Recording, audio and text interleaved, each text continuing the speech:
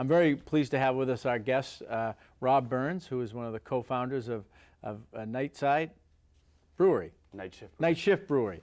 Night Shift Brewery. And I think in a Nightside, the WBZ radio show. But Rob, welcome. Thank you for having me. And Rob, Night Shift Brewery is in Everett, Mass. Correct. So our viewers might say, why is a guy from Everett, Mass., which is to the west, excuse me, to the east in Boston, and Worcester being to the west, here on the show. But we're going to get into it. But you're also part of the Massachusetts Brewers Guild, which is bringing a pretty big event to Worcester Common. Absolutely. Yeah. Yeah, I'm the president of the Mass Brewers Association, or Mass Brewers Guild, and we are the state's trade organization that represents all the small craft breweries in the state. And we're bringing a pretty cool event on September 16th called the Mass Fermentational. Right. So let's talk about Night Shift Brewery a little bit. Sure. Now, you know, it's just absolutely been amazing to see over the last 10 or 15 years, literally in every region of the state, how the brewing industry and kind of organic brewing, you know, entrepreneurs like yourself have just really added a whole new kind of segment to the economy in terms of our restaurant or creative economy. Just tell us what it's been like to be a part of that. It's been an amazing ride. I mean, I started the business with two buddies. We kind of brewed this up in our apartment in Somerville, Mass, and we just had an idea of kind of having fun and making some beer and sharing it with folks. And it really evolved from there, and along with it, the overall industry in the state. It was about 5 years ago when they made a change to the state laws, which allowed breweries to operate tap rooms where consumers could really come and enjoy the product right there where it's made and talk directly with the people responsible for making it. And that really accelerated the growth of the industry in Massachusetts. Yeah, and I, you know, we were talking before the show started, kind of a great story from Massachusetts story. You grew up outside of Philly. Yep. Up to school in Maine at Bowdoin. Yes.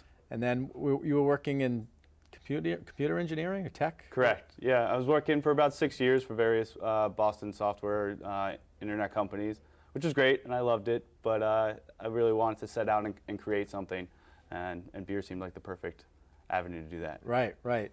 And Night Shift Brewery, it is. And so why don't you just tell us a little bit, how's the business going? Night Shift has been going great. We've been more than doubling year over year. We have about 70 employees at this point. We'll produce close to 20,000 barrels, so that's about 40,000 kegs, which is a healthy amount of volume and makes us one of the bigger breweries out there, although we still feel very small and humble. Yeah, well, 70 employees, that's a big company, you know, it's well beyond the small business definition that exists.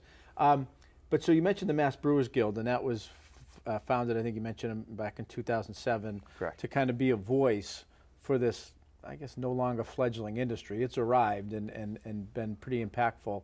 And it's to advocate with policymakers and others and other sectors? Yeah, the basic mission of the Brewers Guild is to promote and protect the state's craft brewers. And what that means is really to have one voice for Beacon Hill, to lobby or set policy that would benefit our members, as well as to do events such as the Mass Fermentational in Worcester on September 16th, where we get to interact with consumers and promote and market the great stuff that's happening in Massachusetts. And there's also a little bit of an educational component where we offer training and advice and even startup courses for other aspiring brewers. Yeah, and we've got some great local brewers here in Worcester and central Massachusetts that have really, you know, grown. Wachusett, Wormtown. Yep. Treehouse has just opened up. I'm sure I'm missing some. Three yeah. Cross. Yes. You know, and it just really added to a restaurant scene, kind of a visiting scene. And one of the things I thought was really interesting that you guys are doing, and is through the Brewers Guild, is you also have a Massachusetts beer trail. Yep. You can go around the state and kind of visit different places. Yeah, we've had it as a paper edition for a few years, but we're about a month away from rolling out an actual mobile app where you can look on your phone and see where the closest breweries are, what hours they have, and go visit them. And then if you check in and visit so many, you get prizes and rewards for it. And it's going to be really exciting to see that interaction with the consumers, because there are over 120 breweries in the state, and not everyone knows where they are and how to find them, and this will be a great resource for people. Yeah, and as I mentioned, it's really seeing it all around the state, kind of being, generating, not only employing people like you're doing in different regions of the states, but they become destination places. And, it really kind of hit home to me. I think back in February or March, we had a little interlude of some nice weather, and Wormtown opened up, and I had a member of my staff come in on a Monday morning, and she shared with us that her and her husband had gone down, and they had opened out the outside little patio, and they had a beer out there, and there was two individuals who had come down from Maine to come down to Wormtown. Yep. And hang out and bite to eat and have a few beers, fill their growlers, and go. And so it really is kind of a destination piece too. Absolutely. Beer tourism is flourishing throughout the country, really. But people are making a point to travel and explore. And kind of, there's so many different models and different approaches and different styles of beer that you really got to visit the source and try the products yourself. And so, Rob, you mentioned, the Mass Brewers Guild doesn't operate simply on fumes. You got to fund the organization, and one of the things you do is this mass fermentational. Yes. So this is a beer festival. We'll have about 55 breweries, Massachusetts breweries, and another handful or so of out-of-state friends brewers that are coming to visit. It's at the Worcester Common, which I think is going to be an awesome venue for this type of event. And we're hoping to attract over 1,000 people to come and sample really the diversity of products that are made in Massachusetts. And this is a real opportunity for people in central Massachusetts, but this is something that's traditionally been held at the World Trade Center in Boston. Correct. And you're bringing that here to Worcester. Yeah, we're looking to really showcase all the amazing things that are happening in central Mass, especially the Worcester area, has a lot of great things going on. And we kind of wanted to celebrate that. There's over 30 breweries, and some of them that you mentioned that are in the Worcester area, as well as a really robust restaurant scene that is developing that's pretty impressive. And the city of Worcester welcomed us to host this, as well as Discover Worcester, and made it possible for us to bring this event here. Yeah, Discover Central Mass, formerly Destination Worcester, has been, I know, pitching and working, and that's something that the city and its wisdom funds to bring events like this, because it's an opportunity for us not only to highlight what is really a fun and important and growing industry for Worcester and Central Mass and Massachusetts, but it brings people from all across New England to the city to see the transformation, and that just only leads to kind of subsequent visits. Absolutely. And maybe people thinking, hey, I'm growing and expanding. Here's an opportunity as a city I want to be a part of, or a region, and that exposure means a lot. Absolutely. And so we've got September 16th from 1 to 5 on the Common, and you don't give away the beer for free, but you're going to have a lot of people there. $45 general admissions, $10 for a designated driver ticket. Yep.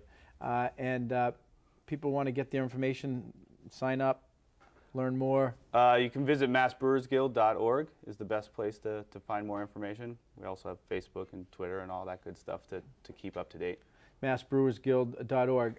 Rob, just, you've been at this now for how many years? A little over 5 years. 5 years. From an idea, a couple buddies, maybe you even thought about when you're up at Bowdoin at school probably, but Yep. Said, I'm going to risk it all, give up a good job that you sound like you enjoyed, and start this business to create something. And now you got 70 employees.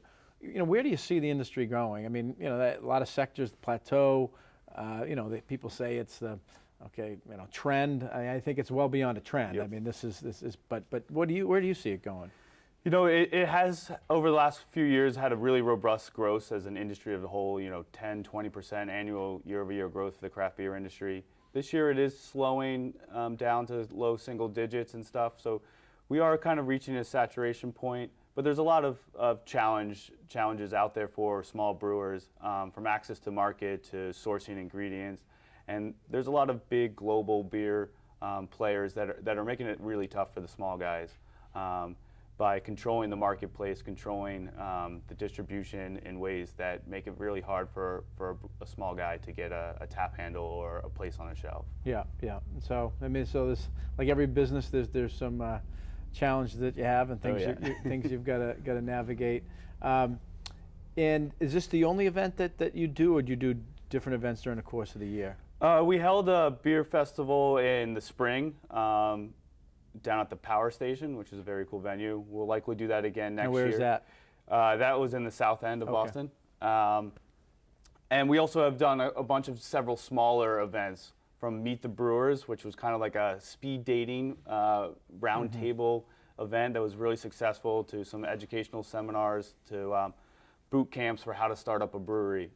So there's a bunch of different things, and we also, from time to time, reach out to the consumers to help with legislative needs, to petition their representatives to help us push legislation. Yeah, that's interesting. The boot camp for brewers. I've found just in meeting some of the brewers here locally that they're very open and kind of welcome kind of growing, expanding market. Competition is good, and more people, I guess, involved is a good thing. Yeah, there's the general sentiment that a rising tide lifts all boats, and craft brewers, unlike a lot of other industries, are pretty willing to share, what some might call trade secrets or best practices and things like that. But I think that has been part of the reason why craft beer has been so successful. People view it as more of a community than a cutthroat business. Right. But at the same time, employing 70 people, which is pretty impressive. Yeah, exactly. Well, Rob Burns, we are thrilled to have you with us, and with co-founder of Night Shift Brewery, and one of the leaders of the Mass Brewers Guild, and bringing a great event to Worcester, Discover Central Mass, working with you to bring that to Worcester Common. Saturday, September 16th from 1 to 5 p.m. and massbrewersguild.org. Correct. All right, Rob, thanks for being with us. Thanks for having me.